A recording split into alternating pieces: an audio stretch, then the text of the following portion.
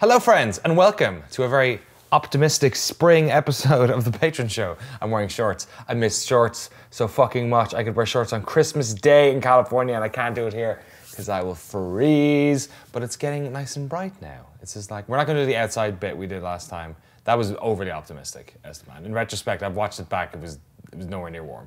We were very, very sad. There were no leaves. There were no leaves. There were no leaves. Now there are some leaves. There are even buds all over the place. Which is great because I fucked off for like 2 weeks. We were in San Francisco for GDC. You're gonna see a bunch of that in a hot second. And then I went to Ireland for 7 days to hang out with my parents and go to a haunted house with my mom. It was a weird trip. I don't know what to tell you. But yeah, thank you and welcome to the Patron Show. And we've got a lot of interesting stuff coming up. Transition. So first things first, GDC, the Game Developers Conference. It was on 2 weeks ago now, maybe 3 weeks ago now. Last year, that's where we shot all the sessions. We almost have all of them out. The Zoe Quinn one will be out later on this week. It's done, we're just waiting for a time slot to put it out. This year didn't do anything like that. It was a bit of a mix-up between, or just a busy period between the Warframe stuff and going live that week while I was at GDC. And also, we got to show the Horizon Zero Dawn documentary, which was the last one we did last year. It was the first doc that had all 3 of our fingerprints on it as well, which was really cool. First of many. And it was a fun trip. GDC was, I wasn't sure if I was going to go this year. I kind of wanted to go a little bit to sort of I hadn't been back to California since I left, so it'd be nice to go back and meet everyone and do a little bit of networking with all my old colleagues and stuff. And then GDC, I was like, it's always a good place to meet people for projects. They usually have a bit more time than E3, which last year I did a couple of meetings, but mostly people were like, I got 20 minutes, let's do this. GDC was like, let's go grab lunch. So I had like 4 lunches a day at GDC with all the amount of meetings we had. And then the sort of icing on the cake was when Simon Carlos at GDC asked if we'd show something at it. So we showed the Horizon doc, and it was really good. And we had a bunch of people turn up. We were the only movie, I think, during the festival that had to turn people away. We filled out the room. We had to turn some people away, and they gave them like Steam cards or something. I think an element of that is that we were also like showing after the doors closed on a Tuesday but before party time, whereas some documentaries were like counter-programming the GDC awards, which is just insane. And some other ones were on just like during the day, which is kind of crazy because GDC, like a ticket to GDC costs like $2.5 grand, like, or it can cost more actually if you go to some of the other fringe events around it. And that's just for the ticket, not like even staying there. So generally when people are sent to GDC, they go to conferences, they go to like meetings and they go to you know, panels and things that they're like gaining some sort of knowledge from. They don't go sit and watch a movie that they can kind of get online as well. Like a lot of these things are available online too. So I think next year, hopefully, we're gonna put some emails together and see if they can maybe rejigger that stuff. But for us, it ended up working out really good. We also did I organized a meetup with all of the folks who were showing at the GDC Film Festival, which was really cool because we got to meet a bunch of people who work in this like very, very fringe space of games coverage, and we're gonna sort of like continue to support each other. And I'm even thinking of some initiatives that we can do on Noclip, like every month, basically collating a bunch of like work that other people are doing and sort of pointing those out, so you're not just consuming our documentaries, but you're kind of like, we're helping everyone else out as well with the sort of audience that we have here. So got a bunch of ideas, cool stuff from that. But also Jeremy filmed a lot of the day. It's kind of patchwork. We went to Kinda Funny in the morning. We walked around the GDC show floor during the day. We bumped into Khalif Adams and hung around on the south, Moscone South, I guess. And then we eventually went to the film festival. We couldn't film in the film thing, so I think Jeremy has some B-roll of people standing in line. But yeah, I don't know, it's probably like between 5 and 10 minutes long of GDC shit. So here you go. Transition. Hey, what's up? You recording? Yeah, I am. Danny here from Noclip. Although apparently today I'm Kinda Funny's mailman, so. What is this?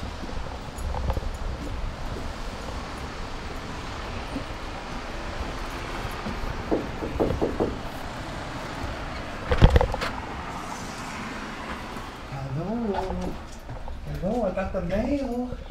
I got the mail.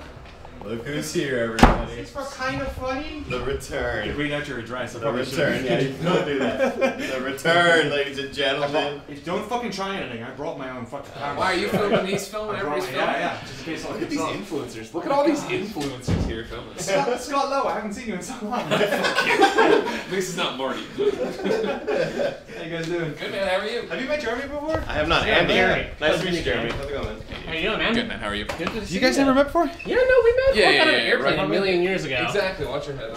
How are things? Good, man. You?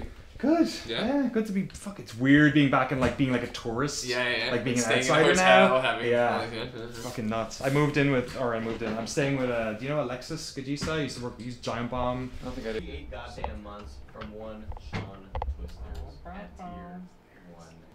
Sorry, what did I say? No. How's it looking? It's in focus. Love it. Great. That's all I look for. Next time, ooh, can we go down half a centimeter? Yeah. Too much headroom. Too much Can we headroom. bring the ISO up a skosh? Skoshando sometimes to say. So well lit on this fucking stage. Look at this shit. It's beautiful. Move back here, man. You just let me know if there's your Right. weekends. Fuck. It is good to be back. Audio live in 3, 2. Stop whispering about me, you fucking asshole.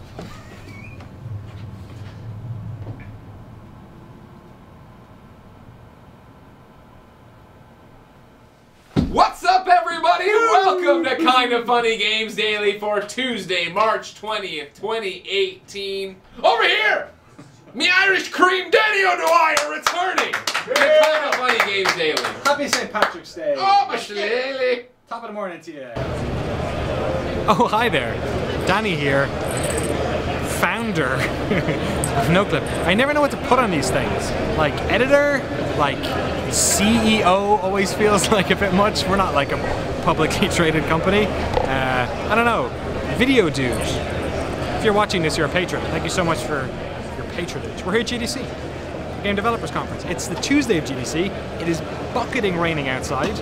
It's the first day, and it's the biggest day for me and Jeremy because we're showing off the Horizon Zero Dawn documentary at GDC's Film Festival, which is pretty cool.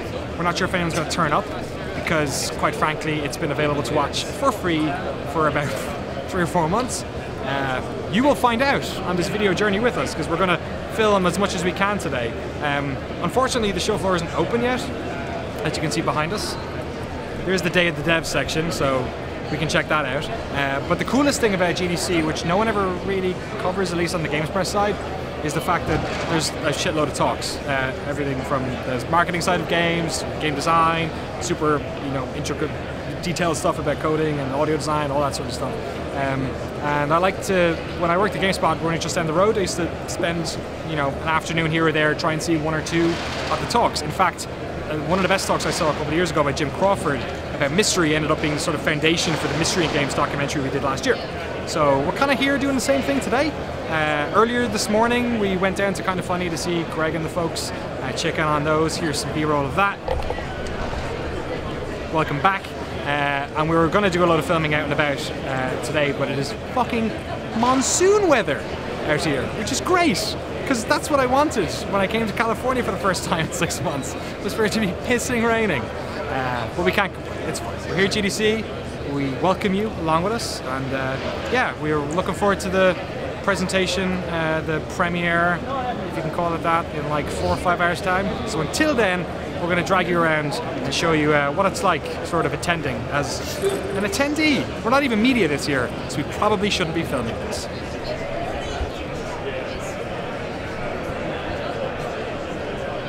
Hello friends, we played some video games. We saw other people playing video games. It's the same thing, right? That's why Twitch is so popular. Data Devs is basically the only thing that's like available to play at the moment. There's some pretty cool stuff there. I'm going to talk to you about some of our highlights. There's one called What the Golf. I'm a huge golf fan. Last year was a pretty great great year for golf games. Golf Story came out on Switch and a bunch of platforms. Everybody's Golf came out on the PlayStation Network. One of my favorite games, mobile games ever, is Desert Golf. And this kind of looks to me like desert golf, but every level is like weirdly themed. One of them looked like super hot for some reason. Other ones are like 2D, sort of, you're shooting over planets. Other ones were like 3D looking, and there was like the number one, hole-in-one, get it, gags. I'm a sucker for a golf game, and this one looked like it was doing a lot of like interesting, fun, kooky things with it. So I'm interested in seeing more of that. There's a game called Harold Halibut, which was an adventure game, which are the worst games to play on the show floor. But I just want to call it out because the art style in this is insane. It looks like straight up, you know, 90s claymation style. It looks absolutely amazing, beautifully rendered, I guess it must be, because just the way it was animated didn't look like they actually did all the claymation, but it looks like that. And then the last game to talk about is Dreams, Media Molecules game, which they've shown off at E3 a bunch of times. It's crazy, it's like Little Big Planet on fucking acid. You can make any game you want. Myself and Jeremy stood there for 10 minutes watching somebody like program like sound effects for their weird game. I've never seen anything like it. They were like changing like the multiple bands and changing pitch and resonance and like going into a library and fucking with stuff and like changing the octave by moving the controller. It looks like unbelievably deep. Like it almost looks like they made a tool. They've made like Photoshop for making video games, just all on one platform. And the fact that you can make like your assets, you can make sound effects, you can write gameplay and logic and do all that sort of stuff. Like either Dream is going to come out and it's going to be too complex and no one's going to fucking use it, or two people are going to use it and that's going to make something cool and that's going to be it, or it's going to produce like the craziest stuff for like a year and years and people will be all over it on Twitch.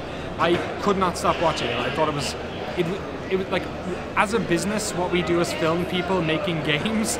Most of the time it's pretty boring.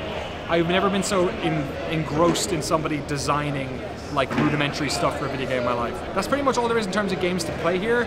The conference sort of, what do you call it, panels and stuff, workshops have been on all day. We're going to go to one in about 10 minutes time, which is all about level design in Horizon, which we thought is a pretty good, like, I don't know, shot, chaser or whatever. Wait, chaser comes afterwards, right? Yeah, okay, shot. And amuse-bouche for the documentary that we're going to be showing in just about 2 hours time. Getting a little bit nervous. Oh, and the other thing that keeps happening is that people keep coming up and pitching us work, which is cool. I'm running out of cards though, and also we don't have that many people to make all these documentaries that people keep pitching us. So watch this space. Maybe in like a year's time I'll be like, that was the time at GDC where they came up and talked to us, and we'll replay this footage, and hopefully I'll have lost some weight. Keep tuning in to find out. There's something I can do to help you out, like help you scale, or help from this was the time that I felt like I realized my art was closest to what I was.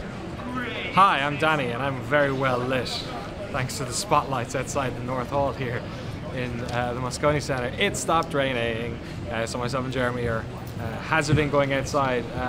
Keep bumping into people. We just went to a great talk about Horizon Zero Dawn, like quest, open world quest design against interior quest design, sort of action game quest design and open world quest design, like how to do all that sort of stuff. Super cool. I really enjoyed it.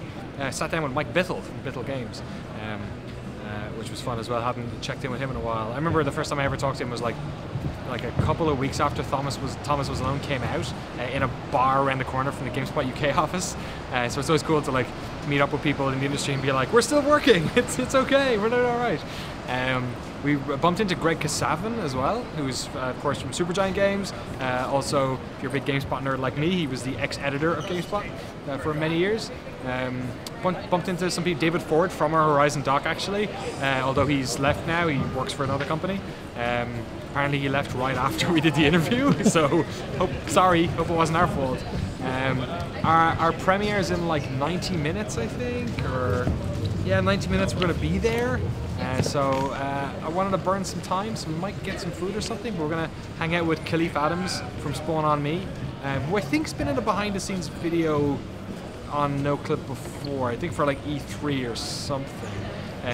He works for, or he runs Spawn On Me, which is the super awesome video game community. And he was actually on Kinda Funny Games Daily yesterday with Greg. So we're going to have a chat about our collective trauma of sharing a stage with Greg Miller And I want to know what he's doing here at GDC as well. But mostly, I'm just nervous about the thing. So hopefully the thing goes okay. The thing. It's the fucking tennis courts at GDC. What's up, man? How are you? Good to see you. You've never met Jeremy, have you? We haven't met. Khalif, man. So nice to meet you. Pleasure to meet you, man. Love your work, man. Thank you very much, dude. All right, the one thing I wanted to know, Khalif. Yeah. It's a fucking. There used to be a Chevy's on that corner when I lived here. It's a fucking. What the hell's Fogo de Chao? Have you ever been? You never been to Fogo de Chao? No, it's Fogo de Chao. Fogo de Chao is fucking Give me amazing. what is Fogo de Chao? It's Fogo de Chinese Chao. food? It's a Brazilian. I never can say that word. Just something. It's or like other. the fucking meat they come So, over. yeah. Okay. That shit is fantastic. I've never had that. You flip the card and they're just like meat, and they just Flip throw the meat. card? Yeah, they have a little card. It's like a green side, red side. This is the most American dumb shit. Sounds like some Eyes Wide Shut shit. It is, yeah. You don't know what's gonna happen at the end of it, but they're just gonna shovel things inside. What's the card about? So it's red. Red is like stop. I don't want any more food. No way. Green is like bring me all the shit. It's like the Roman Coliseum. Is there like an orange for things. I probably should stop? But Orange, I'm gonna have a orange little is like my high bubble guts, and I don't need to do this shit anymore. Fogo de Chao. It's great. It's great. It's great. It's unreasonable, but it's great. Whenever we went to Chevy's, Andy Bauman used to always have his birthday parties at Chevy's, Yeah. and they give you a sombrero. Yeah. So he used to have like a shitload of sombreros at his desk at GameSpot. Do they give you like, what's the Brazilian sombrero? Like a fucking, Oh my god! like one of those hats at Carnival? You know, those like that feather that would be fantastic things? if that was the case. Yeah. That would make more sense, and I'd want to go there more. Oh yeah, this is the YBCA over there. Have a look, Jeremy. That's the YBCA. That's where our thing is going to be on, which I can't wait for. Let's go. Let's have a Not look. worried at all, are you? No, not nervous at all. Not nervous at all. What's the rest of your GDC look like? What are you doing here? Media, just like covering the shit? Or? Weirdly, it's been a lot of like appearing on stuff. Good. Which has been weird and different. Did Kinda Funny on Monday. That was great. Did a program that is helping to mentor folks in the gaming industry. Right. It's called Amplifying New Voices, which is fantastic. So a whole bunch of new devs and kind of folks who are like starting over are trying to figure out, you know, how to be media trained and how to talk to press, how to deal with PR, how to write your bio, like small things like that. That's really important to like get your stuff out there. And they had me come in as a mentor. I was like, I don't know things. I don't know how to do any of this stuff. I'm like kind of figuring it out. And they brought me in and it was fantastic. Right. Everyone's figured it out, though, right? Yeah, you're all figuring it out. You just figured it out more than a lot of other people. Just more shows. Go to more shows and throw out more cards. That's the way it works. So did that, and then I'm gonna go hang out with Andrea and the ladies at What's Good Games tomorrow. Sweet. Host the Xbox Blacks and Gaming thing. Oh yeah. Yeah. So tell us about that. So. Oh yeah. When is that on? Like, how is it? Is it only for GDC? It's or? only for GDC. Okay. What it is like it's half a mixer and then half of like a fireside chat. Cool. So I'll be hosting the fireside chat, and a whole bunch of folks will be coming over to hang out, and I'll just interview them and talk to them why they're in the industry. And it's also a really good space for folks to kind of talk about their experiences in the industry and why they're still doing it and why they're starting to get into it, with the background of being like, hey, we're all black and gamers and game devs here. Who do you know who you're talking to? Simply Andrea will be one of the folks there.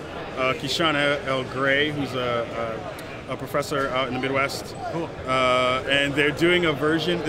These two women are doing a version of Cards Against Humanity. Okay. But all around blackness. Oh, that's pretty cool. So that's going to be pretty dope.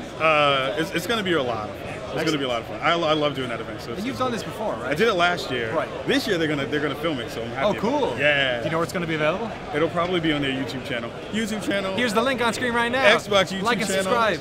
Like and subscribe to Noclip. That's what you should be subscribed. If they're watching this, they're already patrons. Yes, you already done your job. We've got them as far Good as. job. Yeah. And you're going to come to our Absolutely. premiere? Of course. I Premiere. gotta show you love. Have you seen it already? No. Yes. No. I've waited. Yes. I knew that when I saw this got announced, I was like, I'm not gonna watch it. He's been blue balling himself for 3 months to watch it. Have you played Horizon? Oh yeah. Okay. Oh yeah. I mean, I love Horizon? Gorilla. I love Gorilla. Okay. Gorilla is fantastic. You big Killzone fan? Yeah. Okay. Yeah. Perfect. You're like in the Venn diagram. Oh yeah. I love of course. it. All right. TikTok. We're almost there.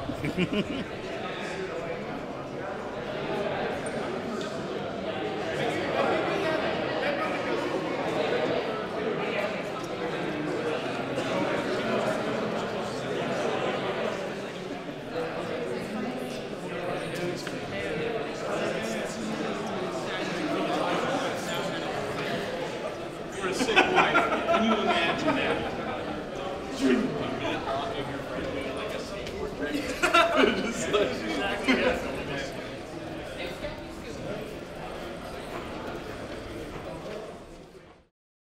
Yeah, so that was our GDC. That was one day at GDC. That was the Tuesday of GDC. And right after that, we showed the movie. The cinema was interesting because it's like a Yerba Buena like visual arts center, and they had this like really nice cinema upstairs, and the front two speakers were totally blown. Like everything was peaking. Like the minute, it was like when you open a video in VLC and like turn that audio up to 200 and turn your speakers down. It was just like Herman was talking and it was peaking. Like it was like, I was like, God, do I master the audio this badly? Like I know I'm not that good, but like, ugh. So Jeremy ran back to the guy at the back of the projectionist, I guess it was digital. And he was like, sounds great from back here. And Jeremy went out to the back, and it actually sounded perfect at the back of the auditorium. But if you're in the first half of the auditorium, it sounded like super, super raspy. So that was a bit of a pain in the ass, and it kind of affected everyone. But otherwise, it was really weird. It was the first time I'd ever shown anything that I'd edited to like a live audience. And for something that's an hour and 7 minutes long, that was a little like, ugh. There was a couple of parts I was like, oh shit, there was one part where like it was a black, like mostly dark screen with like, but there was like one white bar. There was like 1 pixel of like white on the side. I think it was for the Enslaved trailer part.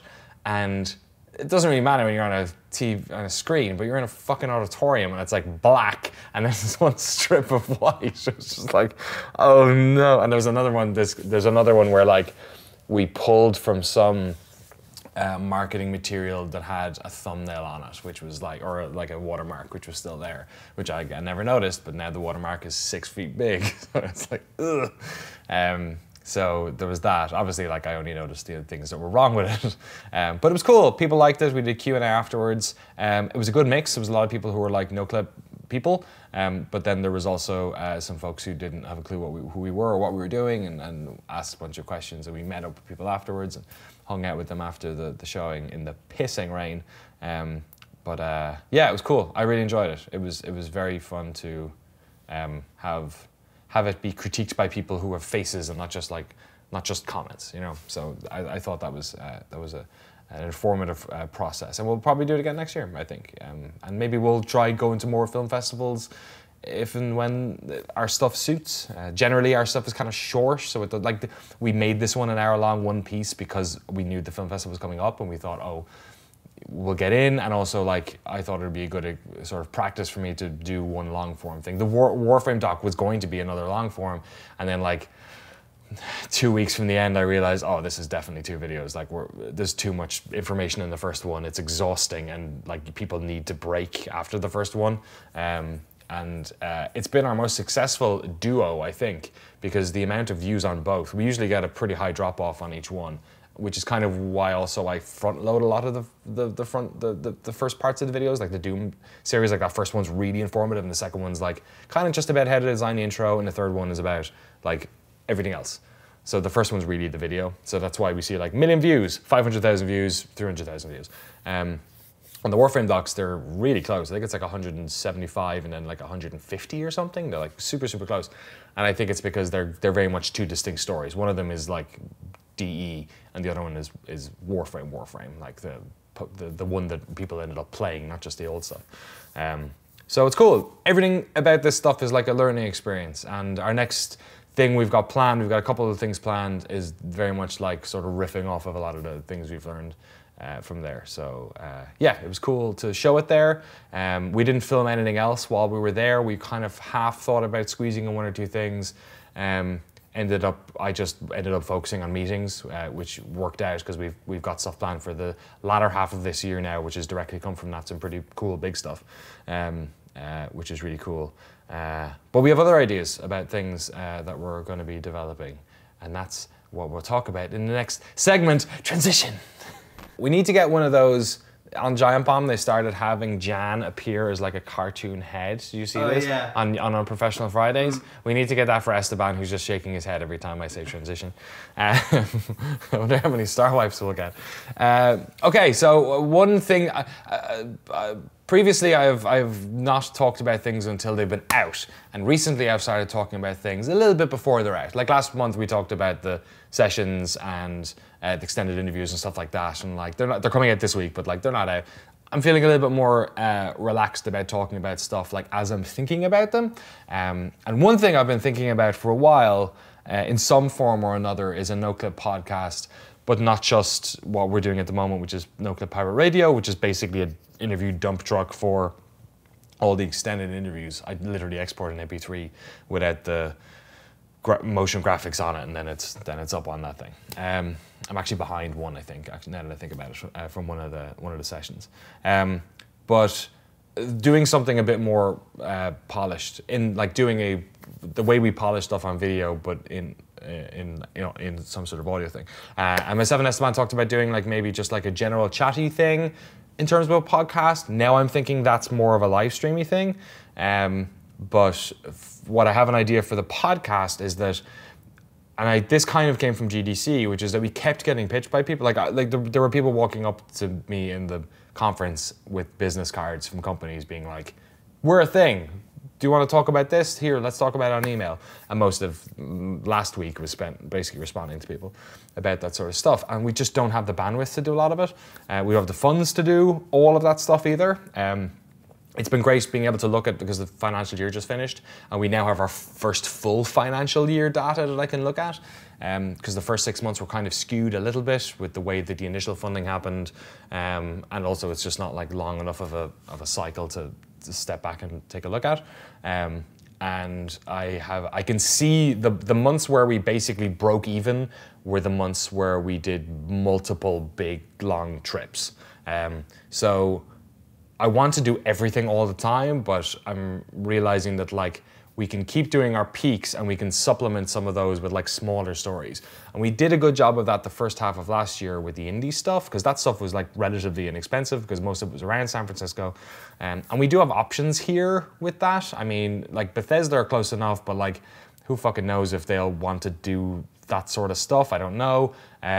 We have Firaxis who are up the road in Baltimore. Like maybe they'll be a bit more receptive when the XCOM 3 stuff, like I don't know, or new Civ or whatever, you know what I mean? So, and I guess Epic are down in North Carolina, but something tells me they're kind of busy at the moment. So we have local options, but like it's not the same as like indie people who you can just go, yo, you want to do something? Yeah, cool. And that stuff was like relatively, it was hard to set up at the first place, but then execution and editing was like pretty fast on those. So what I'm thinking about in terms of a podcast is that we can offset some of that. Stories that like we either don't have the bandwidth to do in video ever, or ones that like maybe we will, but we can also do them in audio first and then sort of maybe get around to them at a later stage. Or, you know, we can do 3 audio pieces about a topic and then maybe that ends up being a topic later on. And a way of just keeping, because like there's nothing stopping me from calling up like some of these big developers and just having conversations for an hour and then putting them on the internet. Like people are up for it, they want to do it. It's just that whenever we have to send a crew and do all the thing, it becomes like a bit of a production pipeline issue and a funding issue. So what I'm thinking about doing is a real good high quality Noclip dev interview thing where we focus on one game and we talk to a developer about it. So like I'd love to do something on Monkey Island, and like Tim Schafer is like someone who I consider a mate, and I could call him up and ask about this sort of stuff, and I'm sure he'd be willing to do it. That's a big difference to like flying to San Francisco, going to Double Fine and trying to do that. And then I feel like if it's video, we really have to talk to Ron Gilbert and blah, blah, blah. Whereas if we just do it as an audio podcast and we just, you know, called up Tim during his day and talked for an hour about Secret of Monkey Island and then edited in the music and I had some voiceover sort of explaining it, we could make really cool like little nuggets. Like each podcast could be something different. Like I think about it with like the Theme Hospital thing. Like I'd love to do a doc on Theme Hospital. We can't fly the whole team to England to do a doc on this kind of obscure Bullfrog game. But like they're making a new one at 2 Point Hospital, and like maybe they'd be interested in talking about that, and then I could again add the music in, put in some audio for context for people who don't know it. So that's kind of my plan for this month in terms of pre-production on something. In terms of not our main doc stuff, that's what I'm focusing on. So I'd love to hear your feedback, what you think about that, whether it's a good idea, if you have ideas for people we could talk to. I'm excited about it because I feel like people are more willing to step in front of camera when they really have something to talk about. But when it comes to podcasts, I think they're a little bit more like, yeah, sure, I'll just do that. And it might open up doors, which, you know, sometimes we reach out to people and they're like, we're not ready right now. Let's talk in 6 months. So yeah, let me know what you think about a Noclip podcast like that. And then I don't know what I'm going to do. If I think we're definitely going to do this, but if we do that, I'm not sure what to do with Pirate Radio. Do I just keep that, call that, and then call this like the Noclip Podcast? Or do I take that name here and call that like Interview Dump Truck or whatever? We can't call it that because that's Giant Bob's. But like, you know, extended interviews, or do I like wipe the slate clean on that one? Probably not, because people like having access to stuff. I don't know. Let me know what you think about Noclip Podcast. Yeah, and see how Esteban does with this transition. You have failed me for the last time.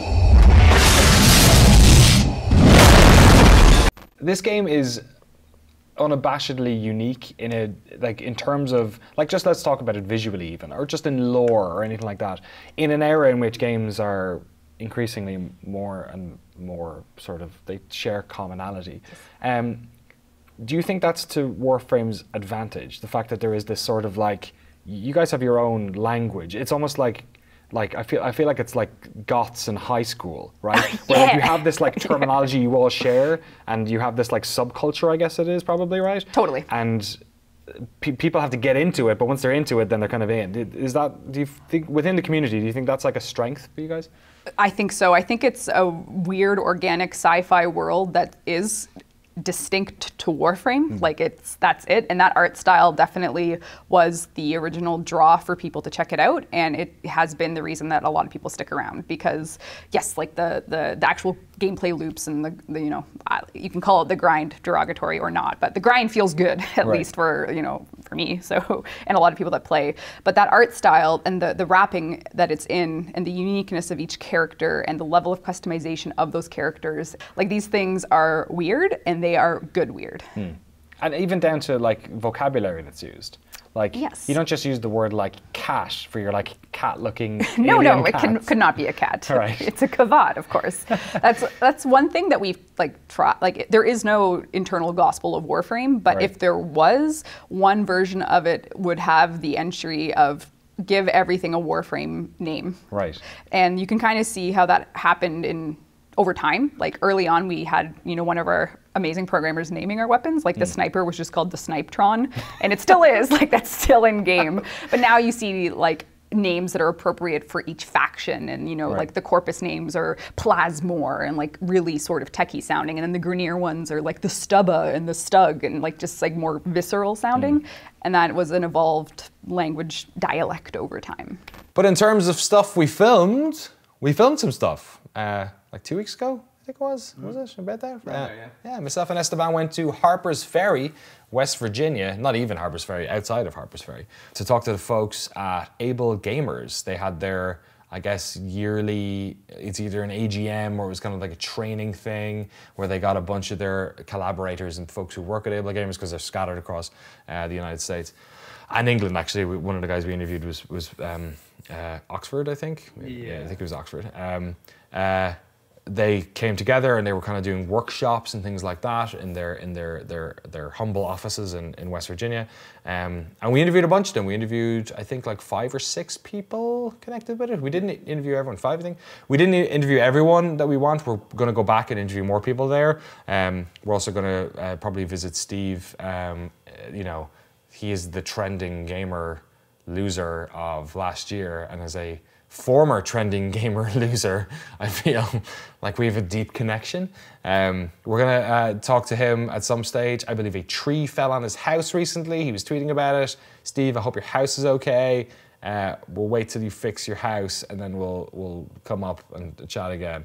But it was cool. We got like a real good like baseline. So now we have like 5 interviews from there. We have Vinny Caravella's interview I did about his color blindness 2 months ago. I think I did that. There's 1 or 2 other people I want to interview who are connected with AbleGamers and not.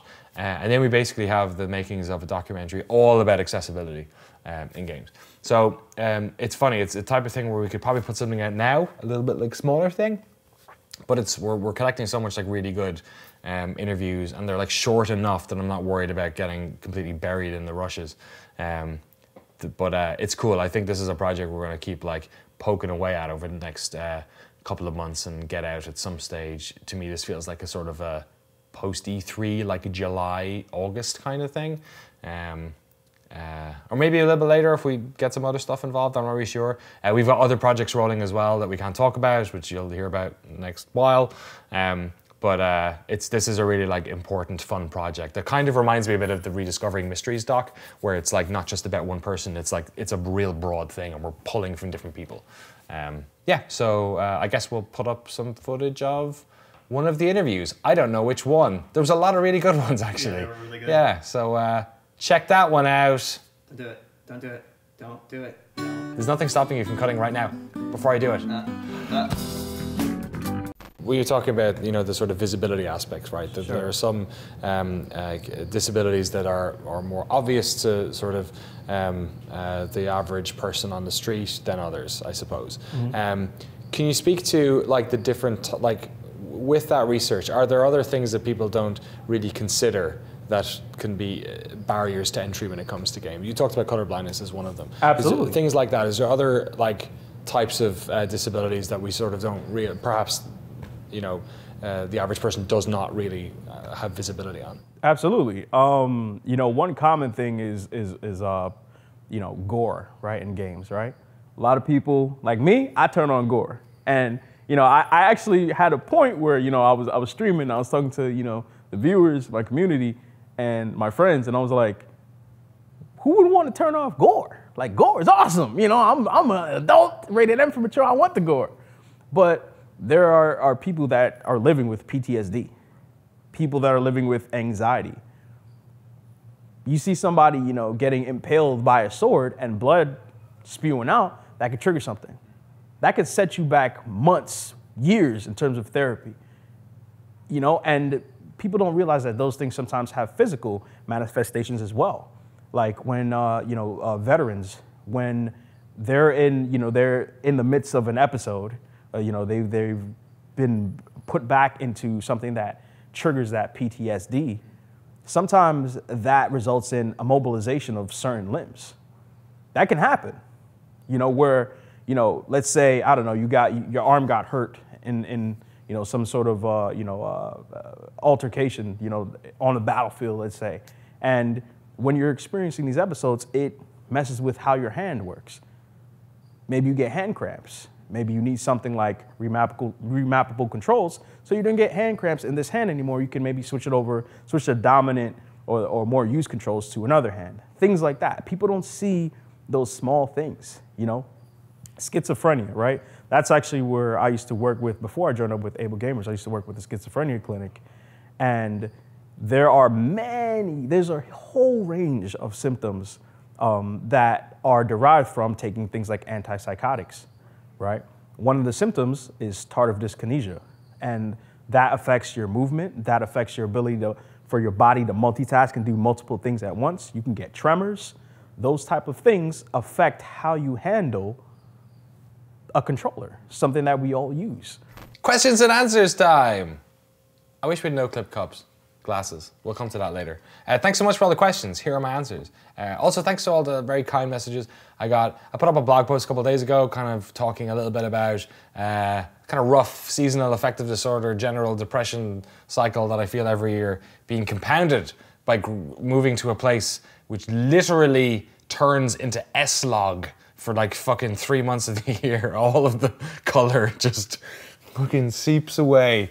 But thankfully, Esteban's incredible color correcting prowess is slowly enriching the outside of our environment with beautiful color and buds and stuff, and it's making me feel a lot better. But I want to talk about it a bit. One, because it's always cathartic to talk about that sort of stuff once you're in a position to sort of be able to talk about it and not be super bummed out or ashamed of yourself. And also because like, I know people are very good about saying like, oh, you're doing a great job, and I think the work output is really good. But when I look at last year and this year with the sort of winter months we did, I think like we definitely did more work last year. Like Horizon was a big doc this year. We didn't really have a December filming last year. We had the Doom stuff that came out in December, but it was a little bit earlier. But then we did the 3 indie ones, Rediscovering Mystery, and actually yesterday was or this time last year, we were just wrapping up in Japan for Final Fantasy, which came out in May, I think.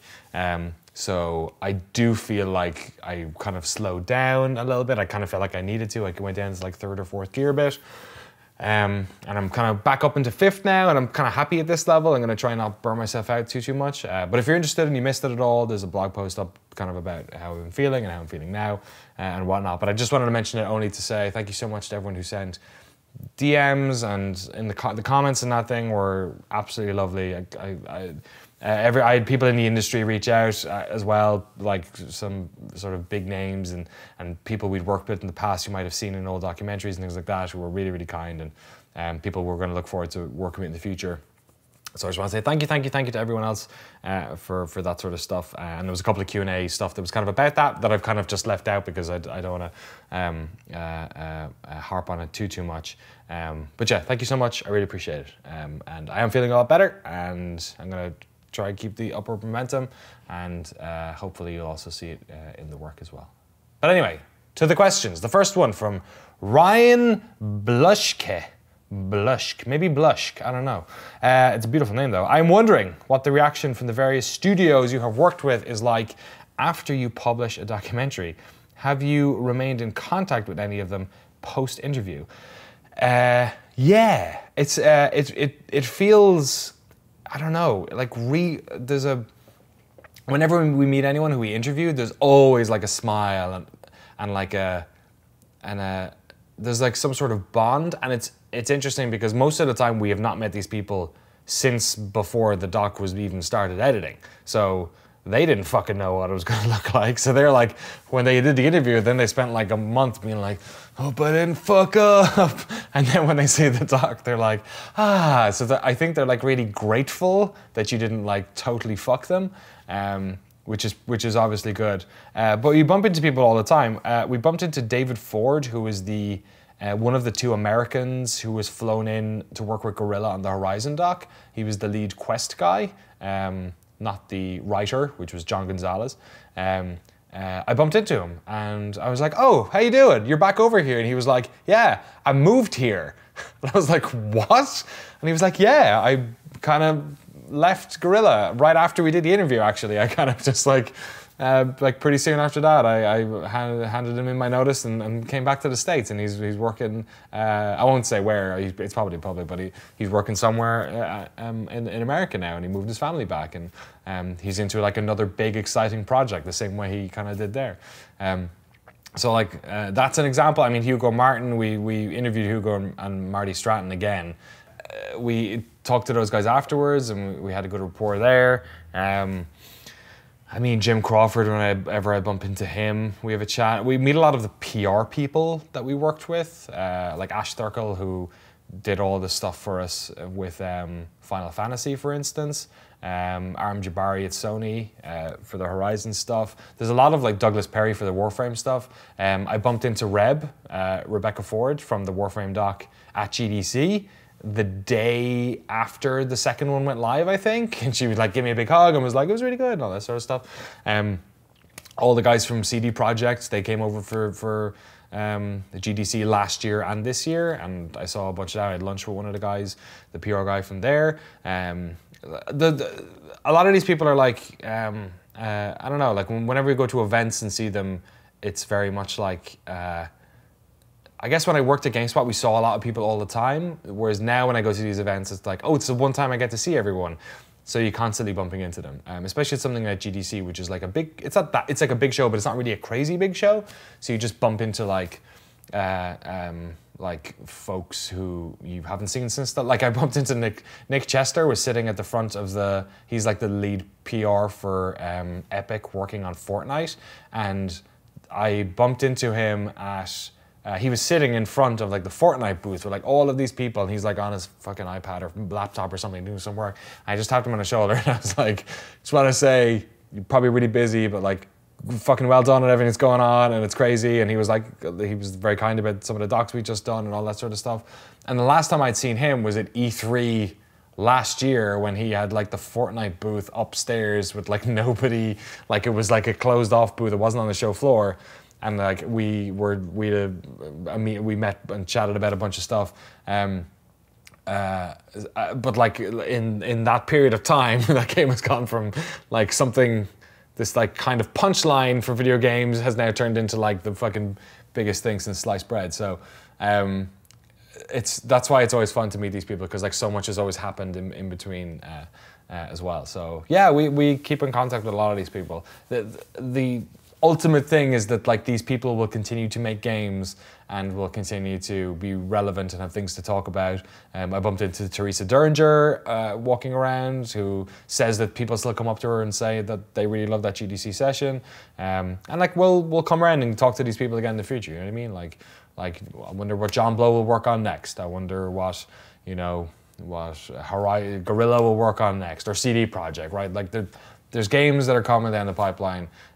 So of course I like to keep in contact with these people, but also there is a kind of a mutual like high five between us all when they're happy with how it ended up, even though I'm not making it for them. And obviously I'm happy with it because I wouldn't make anything I wasn't happy with. So yeah, that happens quite a lot, and it's good times. It's all really good. Maybe in the podcast we'll get people back on to talk about stuff. That would be good reason if nothing else. Rob Bailey asked the question, hey Danny, I was wondering if you ever thought about doing a doc/retrospective on a particular piece of hardware, for example, the Commodore 64/Amiga, ding, ding, ding, ding, ding, ding. Actually, I'm gonna point at that book in a second. Retro gaming is having a bit of a renaissance at the moment. Isn't it always having a renaissance? I feel like it's like constantly having a renaissance. It's just people keep seeing the renaissance, or entering the renaissance anyway. So it might be fun to look at what made these revolutionary at the time, not to mention the number of franchises launched, which still exists today in reboot/remastered form. Monkey Island, hope you're feeling better. Keep up the fantastic work. Thanks so much, Rob. So I talked about this a little bit in the past about how there are some people who've already done like Commodore docs and things like that. What was I on? I was either on Amazon or Netflix. I can't remember. It was one of the two. And I was doing some sort of search. I was like on the couch, like really tired upstairs, just like fucking flicking through things. And I went, oh, I either typed video game or documentary or something into one of those things. And an Amiga documentary popped up. I'm pretty sure it was Amazon. But a bona fide Amiga documentary with like loads of American hobbyists and German people, because that's the fucking Amiga like ran Germany for years. Talking about Amiga stuff. So somebody's gone out there and made an Amiga doc. So it's not, whenever people have done stuff, I always feel like I don't necessarily need to. And also, like, there's the Britsoft book, and then beside that is the Commodore Amiga in Pixels. I did a couple of Amiga bits when I was at GameSpot because it was like nobody was covering Amiga shit. Whereas like now, I actually feel like there's been quite a lot done about that, or like from Bedrooms to Billionaires, that documentary series basically covered most of the sort of Atari, BBC Micro, Amiga like era, like all the way up to Amiga 1200 and CD32 and out, right? So I don't necessarily feel like I need to like get into that sort of stuff, but I do feel like you mentioned stuff like Monkey Island. That kind of reminds me again of the podcast thing, where like there are stories in here that we can probably start to flesh out in podcast form. And then maybe that stuff barrels into like, we now have a couple of pieces here, and we go, oh, we've actually got like a cool story here. So I'm less interested in doing the broad strokey shit, because I feel like other people who were like more hard, like whoever made the Amiga doc, I bet they are more Amiga fans than they are documentary makers. Or maybe they're a bit of both, but like I imagine they're super hardcore Amiga fans. So like who better to make that documentary, right? But I'd love to like jump into like specific weird stories. Like you mentioned like franchises that either exist there or like went somewhere else. Like I'd fucking love to do a documentary on the Great Gianna sisters. Like somebody needs to do that fucking documentary. Like rip off Mario game that was only available on the Amiga, and also had two siblings with Italian surnames, or like Zool, or like Pushover, or James Pond, or like the fact that all of those games and like Cool Spot were all like actually like marketing games. Like Pushover was sponsored by Quavers. Zool was Chupa Chups. James Pond had penguin chocolate bars on it. Or like games like Shadow of the Beast, that new one came out, right? That's like all the total riff off Altered Beast. Like, there's loads of like interesting little stories in there that I'd love to cover. And I don't know, like I did a Sensible Software retrospective at GameSpot with John Hare, which was like one of my favorite things I ever did. It was like one of the first like pre-no-clippy sort of like game story stuff I had done, retrospective. So I'd like to do that maybe, you know. There's a Bitmap Brothers book out done by ROM, what's that? Was it Read Only Memory, which are the books out of the UK. The first one they did was the one I kickstarted, which is the one on Sensible Software, which I have somewhere here. Here it is. I've got them all. I've got the Bitmap Brothers one, the Sensible Software one. I think that's maybe it. But yeah, even looking here, the Last Guardian book, the Mega Drive one. Oh, they did a Mega Drive one as well, actually. / Genesis, sorry, America. And Empires of Eve as well, which these are books I love, like picking out and just having a look at. And so yeah, it's like, I would love to do some of those little guys. And maybe we can do 1 or 2 on the podcast, and maybe we can figure out a way of doing more of those on in video. This year, I will say, is very much a stay in America kind of year for me.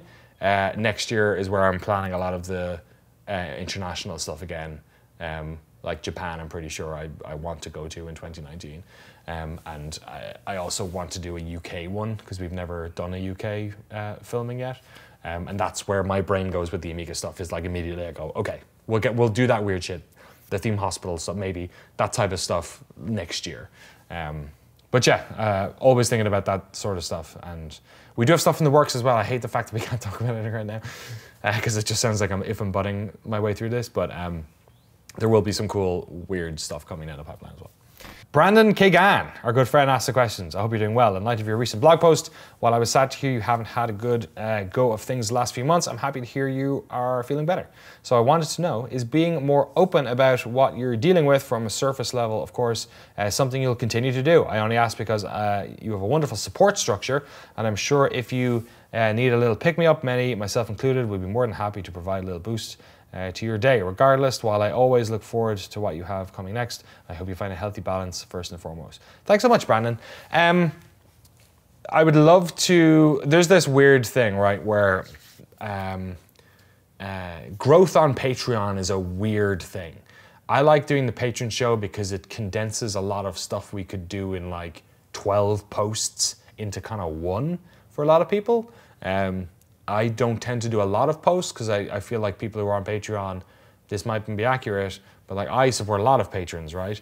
And I get updates on Patreon, fucking like 10 of them a day. Because like Easy Allies is playing parts, or Kinda Funny's got a live stream, or like all this sort of stuff. So I try and keep the no-clip stuff like really minimal as much as possible.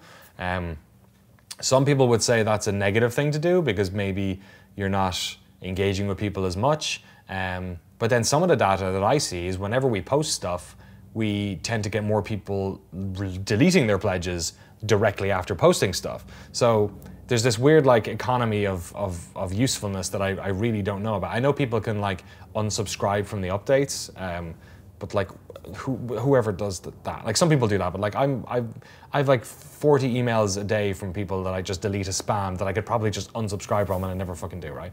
So that's asking people to do work. So I kind of would like to do a lot more of this stuff, Brandon, but I'm also like a little bit worried about spamming people with like stuff that's not like content, as it were. But in saying that, the name of that post was blog post number 1, and the idea was that this will hopefully allow me to use that blog as a way of thinking about some stuff, kind of like the podcast, like to talk out loud a bit about how I'm feeling, projects I'm thinking of, and things like that. Because so much of what we're working on, especially now, is stuff that we can't talk about. So bonus level is another version of that in a way. But in terms of those types of posts, like probably. I also want to, like, one of the things that I was excited about doing was like more regular podcast.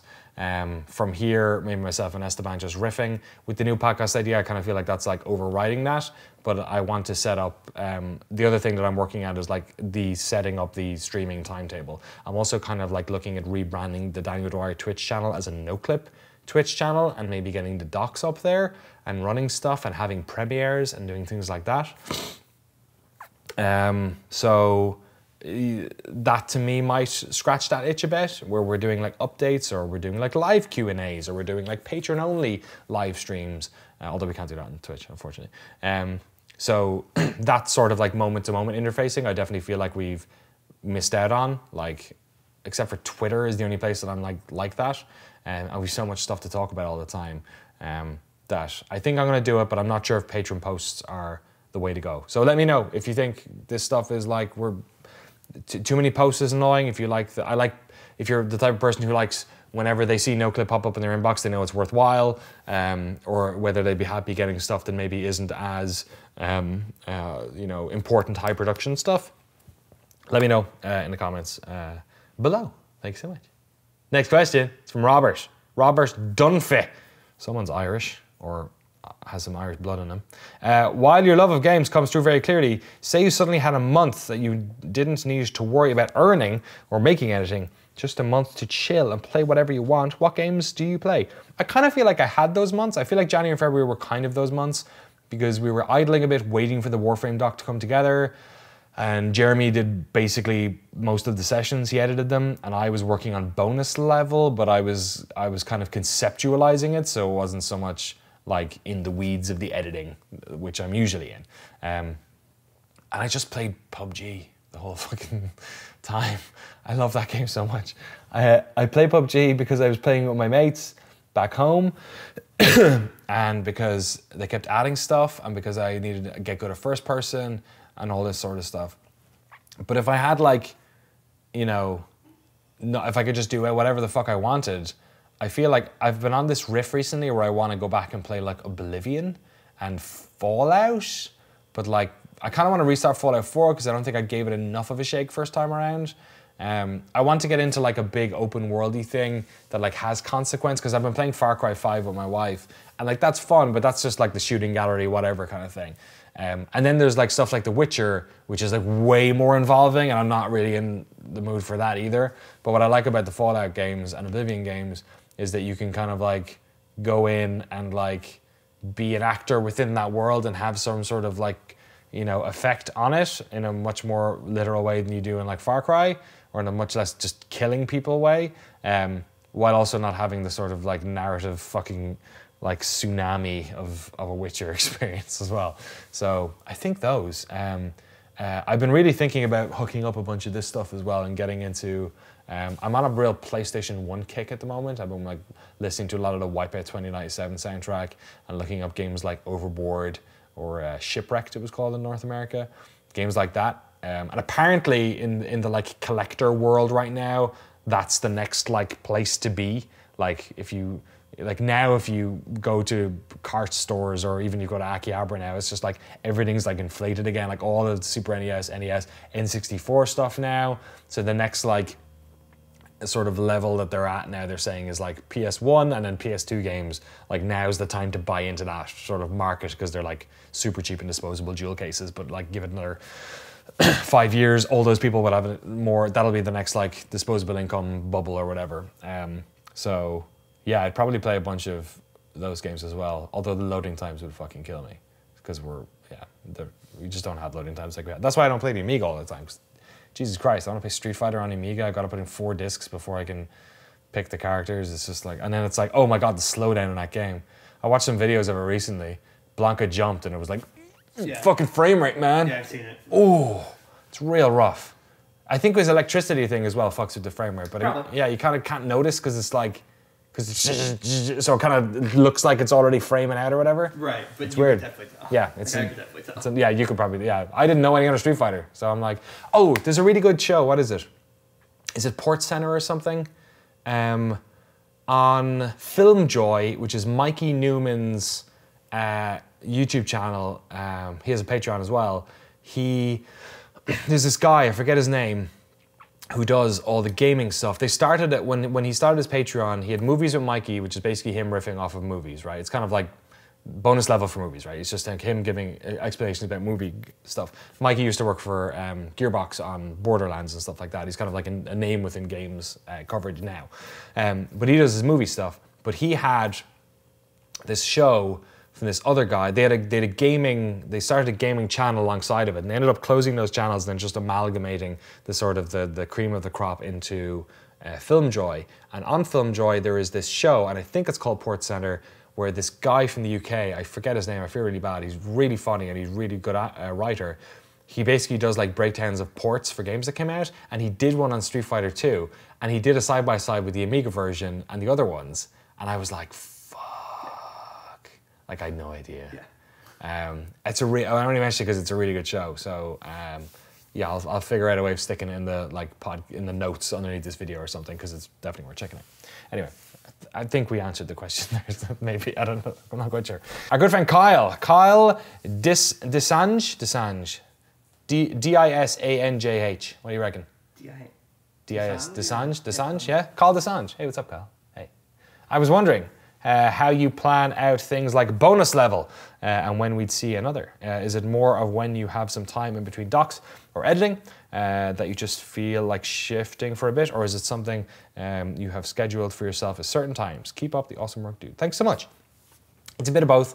So what I'm doing is I'm trying to get one out every 6 to 8 weeks, which is kind of what the original template for the docs was as well, to get something out every 6 to 8 weeks. Sometimes it'll be shorter, sometimes it'll be longer, and definitely in between the docs. So I'm working on one at the moment. There will be one up in the next month, I think this month, because we've got a busy early start to the next month. Yeah, the idea is that I'm getting them out sort of in between all the other responsibility stuff. So there's been a lot of like editing in the background. The Noclip session for Zoe Quinn's going up. We have 2 extended interviews, maybe a third. I just finished the first one. I'm hoping to get the other 2 edited. If not tomorrow, then get them all done by Wednesday. It'll be Rebecca and Jamie, and then maybe we'll do Steve Sinclair. I'm not exactly sure. So that sort of stuff happens in the background, and then I'm going to do bonus level and the podcast stuff and all the other secret stuff that we're working on as well. So yeah, the idea is to get them out every 6 to 8 weeks, and then but it'll predominantly be in between the docs as like sort of palette cleansers, as it were, because we don't want to load them up on top of the docs, because then it looks a little bit weird. Roy McCabe asked the question, have you ever thought about doing a doc on a crowdfunded game? I've been a backer of Star Citizen since 2013 and love following the development of the game, but I would love to get your insight onto this game and this sort of game development and the challenges that come with it. Excuse me, Rory. Oh, Rory, you're tickling my throat. Yeah, I'd love to. We talked about doing something about Star Citizen actually, really, really early on. That studio is like based all over the place. They have an Austin office. They have an office in California. They have that tech place in the UK where they do a lot of the motion capture stuff and the first-person-y stuff. And I'd really like to. There's a couple of like pockets of the games industry that I've been like systematically attacking that I want to cover. Like indie stuff was at the start, and then Japan was a big one for me, which we did with Final Fantasy. The exclusive console market was another for me, so that's Horizon ended up being a good fit for that, because I was looking at games like Uncharted and you know, Crackdown and things like that as like ways in which we can tell the story of a second-party studio. And you got some of that in the Horizon thing at the start with Herman talking about it, and Worldwide Studios and all that. Free-to-play was a really big one, and I didn't know what the fit would be, because a lot of free-to-play stuff was either like sort of like too big, like Dota maybe, for us to do quickly, or maybe like mobile stuff, or more sort of like less quality stuff. So Warframe ended up presenting the sort of best version of that story for us, because it was a free-to-play game, but it was kind of like, it was a very odd free-to-play game, which kind of like broke a lot of the rules and kind of plays more like a traditional game that you would spend, you know, 40 quid on. And another one that I'm targeting is crowdfunded stuff. Totally, because like, I mean, that's what we are, right? I love crowdfunding. From talking to the folks at Warframe, even on the free-to-play stuff, I found so many business parallels with the way they operate and the way Noclip operates to like keep people involved and stuff. And the less content we produce, the less patrons we have. And you can see it, like go to Graphtron and look at the amount of docs we've made. Like we've had a pretty slow first quarter in terms of big docs, and our patron numbers and our funding has like gone down by like 5%.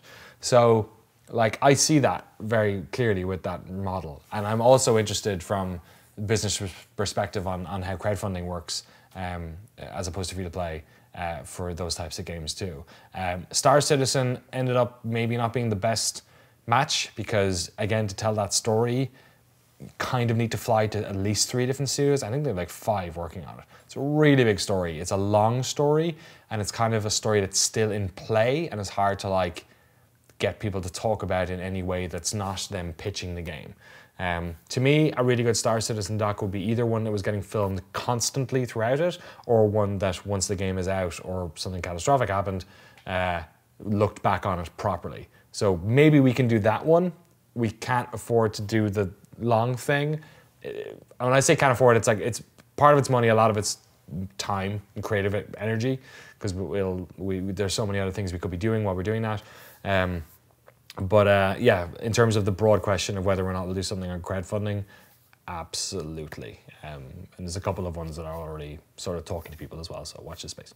James Bowman asked the question, there's so many good games out of late. Wondering if working in the industry, do you feel under pressure to play them all, or are you happy to experience what you can / or what you think will be up your alley? I spent a year struggling to finish all the previous year's Game of the Year candidates and top 10 contenders, and while it seemed like a good idea to open myself up to new experiences, it took a lot of fun out of playing. Lately, I've been jumping between titles, trying to focus more on enjoyment rather than completion. Going back to my youth on Amiga 500, man, so many Amiga questions, with hundreds of floppies, little skill and short attention span. I don't know, some of those games are hard, man. Some Amiga games are like, Cannon Fodder's no fucking joke. I still haven't completed that game, and I'm like fucking twice as old as I was when I first played it. 3 times as old, maybe, as when I first played it. Yeah, I mean, I feel when I left GameSpot, I definitely was in a like you need to play everything kind of thing. Last year, I felt like I needed to play some games, but then I really needed to play the games that we were covering. So like I spent a lot of time like replaying The Witness and playing a lot of Spelunky and Final Fantasy and all of the Witchers. And like Final Fantasy was like a perfect example of that because I'd never played any of those games before, and I was playing the weird MMO one. So it was like pretty engrossing. And then, but then like there are games that I really enjoy playing that were entirely down to me, like Horizon and Zelda at the start of last year. That might have been like the most enjoyable month of games I've had in forever. I tend to use that sort of rule of trying to play everything I can when it comes to the Switch.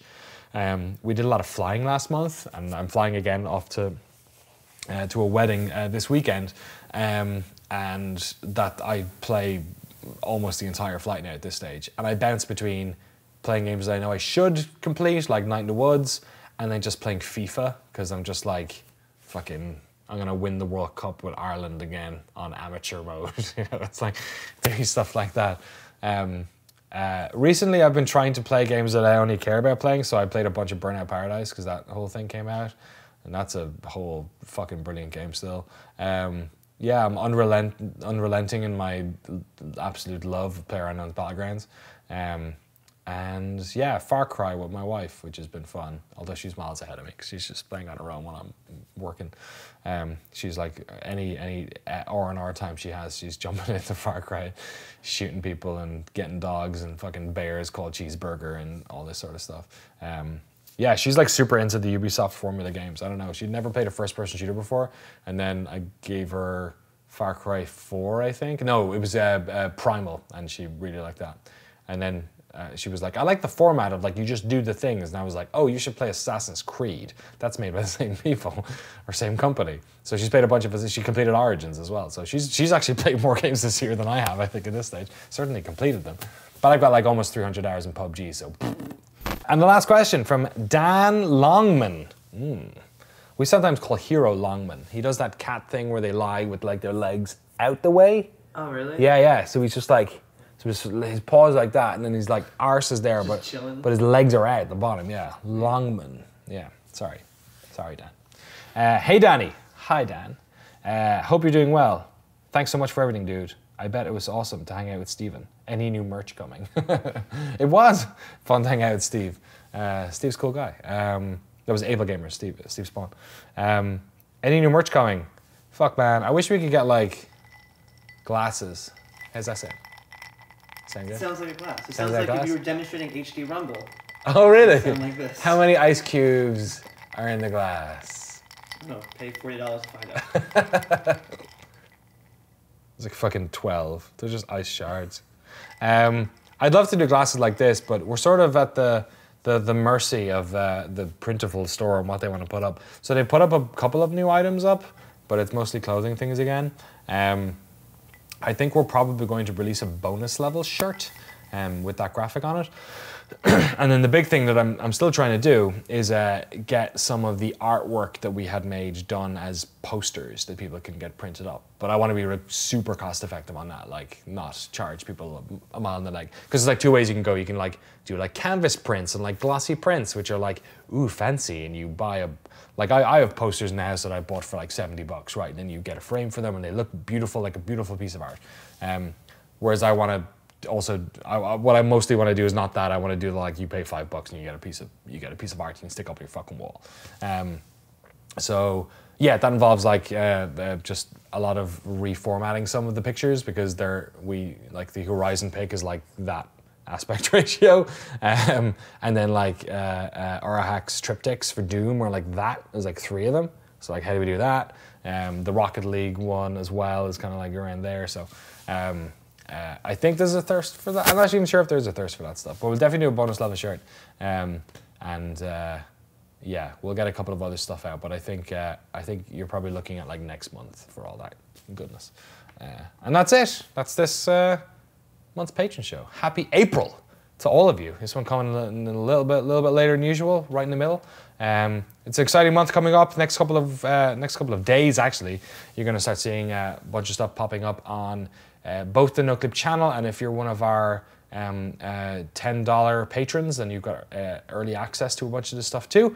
Like I said, the extended cuts of both Reb Ford and James Smaltz, who's the founder of DE, will be going up this week.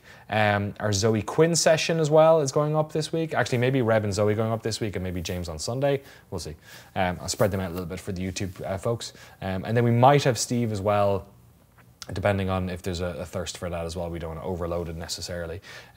We will have a bonus level up in the next couple of weeks. We'll continue to sort of keep you in the loop on the podcast and the streaming stuff as that comes along. And then, actually, I didn't talk about it at all. There is a sort of a wider change happening to the Patreon as well. I'm going to be redoing the page up, adding in, we haven't updated it since before we recorded the Player Unknown interview, so that's like fucking, I don't know, October maybe, September, I think it was PAX, so probably September. So we're going to update that. Also going to change around some of the, what you call them, the rewards, I guess. That was goals and rewards. I think it's rewards, is it rewards? The stuff that you get, basically, when you sign up at certain levels. We've added a bunch, as you know, to a lot of these, like bonus level early access is now at $5. Discord and the updates are at 3. There's quite a lot in 5 actually. 5 gets like most of the stuff. 10 then for early access. 20 we have for the Google Hangouts, which I mentioned in that blog post I've been terrible at doing over the past couple of months. And then 30s for the credits. So the 21 is the one that I'm really looking at it changing. We had 2 stretch goals on the Noclip Patreon since we did the reset about 6 months back. We didn't reach 25,000 at any stage, so we never unlocked it, or we never unlocked the 30,000 one we had. But like also we have accrued funding like over those months, and I'd want to show some sort of progression. So one of the ones we had for 25 was production masterclasses, which was going to be sort of like videos kind of like this, maybe like 30 minutes long, of like, this is how we do thumbnails, this is how we do color correction, this is how we light a set, this is how I edit trailers, stuff like that. The plan is, I haven't fixed on it quite yet, but the plan is to make that the $20 section, that anyone who's in $20, and obviously 30 as well, that they'll get access to those sort of things. I go home, I hum and ha a lot of this stuff because I don't like hiding any of like good content behind the paywall necessarily. But I feel like that audience has sort of been gypped a bit over the past couple of months. And I also feel like that sort of stuff isn't like core documentary stuff, that's more like filmmaker stuff. so it appeals to like a more specific audience. The other thing I'd remind people is that whenever we do this sort of stuff, if you upgrade to $20 now, you see all the stuff that's always been there for people who have been at $20. So what I'm saying is that like, if that's something that you're interested in and you're only at like the $5 range, then maybe in like 6 months time, 1 month you bump yourself up to 20 and then you can go back and watch the back catalog that way. But that's not a confirmation that we're going to do it for that section, but I'm like 80% of the way thinking that that's what we're going to do for the $20 section. And the idea will be to get one of those videos up every single month, so that over the course of a year we'll have like this library of sort of instructional videos that cover everything from keywords in videos to thumbnails to editing to capturing rushes to setting up the cameras to all of this sort of stuff. Yeah, and that's it. Happy Patron Show. For April 2018. If you have any questions, anything I haven't covered, feel free to put them in the comments. My DMs are open to patrons on Patreon. You can always hit me up there. And of course on the Discord, if you have any questions, you can hit me up either in the patron help desk section, or you can shoot me a direct message on there and I'll do my best to get back to you as well. We got to get back to editing and put together some stuff. So thanks so much for watching. Thank you for your support, and we'll see you next time. Transition. It's not a transition. It's a transition. It's not, is it? No, it's not. Fade to black. No. It's not either. What is it? It's already over.